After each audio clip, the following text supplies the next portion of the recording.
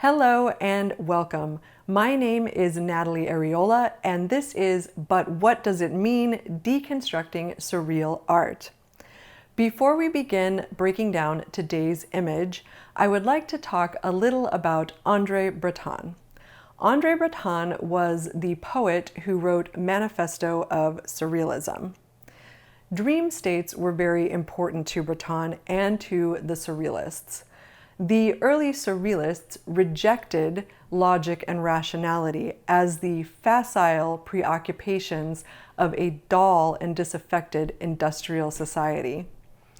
Inherent in surrealism is the suggestion that there are some things we cannot know, and that our exploration into reality should not be one of facts and absolute truths, but rather one which investigates the marvels of the human imagination. In this sense, we seek that which is hidden for no reason other than the sheer magnificence and wonder of what will be revealed. Breton himself says that he does not expect to find surreality, but rather to find joy in its pursuit. This is probably my favorite thing about surrealism and the reason that I choose to work within the surrealist genre. I do not believe in absolute truths, and I find human perception and our ideas about what is and is not real to be oftentimes disturbingly flawed. For me, the question is the answer. The act of exploration is where we find joy. For each secret revealed, there is another to be told. I have one final note before we begin deconstructing our image. I understand that this image may spark controversy or bring up complicated reactions and emotions. I think that controversy is important as a means of evaluating our behaviors and beliefs, as long as it is not fueled by hatred and vitriol. Whatever you take away from this image, it is not my intent to pass judgment on the beliefs of others. It is my intent to pose questions. Now let's talk about the perfect kingdom. The title is taken from a Nine Inch Nails song called Heresy. It also alludes to some very common Christian symbolism. You often hear about God's kingdom or the kingdom of heaven.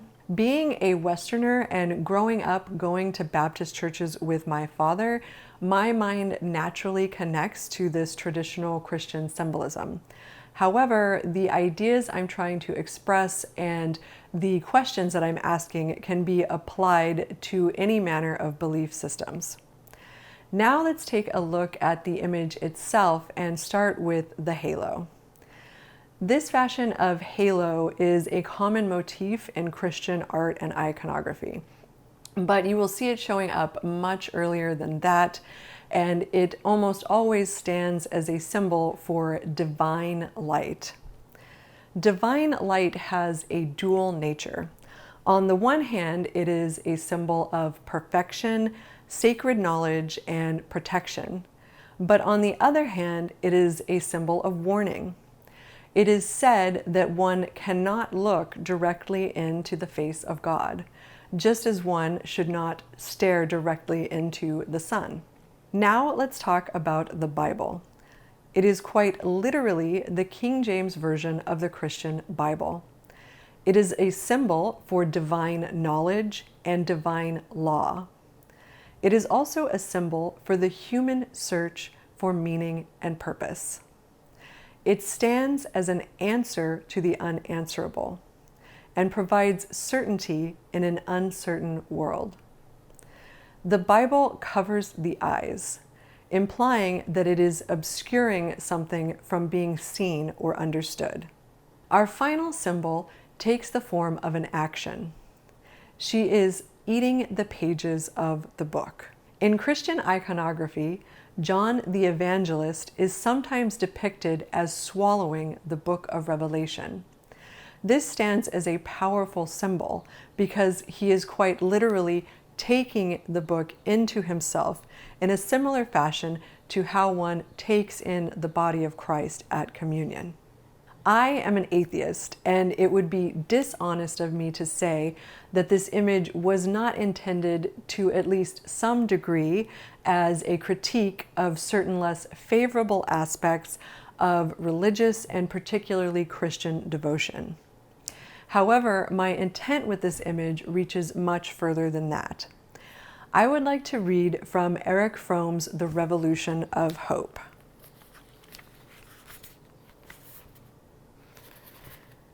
Man, lacking the instinctual equipment of the animal, is not as well equipped for flight or for attack as animals are. He does not know infallibly, as the salmon knows, where to return to the river in order to spawn its young, and as many birds know where to go south in the winter and where to return in the summer. His decisions are not made for him by instinct. He has to make them. He is faced with alternatives, and there is a risk of failure in every decision he makes. The price that man pays for consciousness is insecurity. He can stand his insecurity by being aware and accepting the human condition, and by the hope that he will not fail, even though he has no guarantee of success. He has no certainty. The only certain prediction he can make is, "I shall die." So we already touched on this idea that certainty is something which humanity lacks, and that religion, in its many forms, attempts to fill that gap with definitive answers. Could this be the reason that religion and other forms of social control often lead to violent tendencies? Let me know what you think about today's discussion, and if this question arouses any thoughts for you. Thank you so much for being here. I hope you enjoyed today's discussion. If you have any thoughts or questions, please feel free to leave them in the comments. Make sure to give this video a like, and if you are on YouTube, subscribe to my channel. For more thought-provoking discussions, be sure to join my email list. You will find the link in the video description and also in my bio. Thank you again, and see you next time.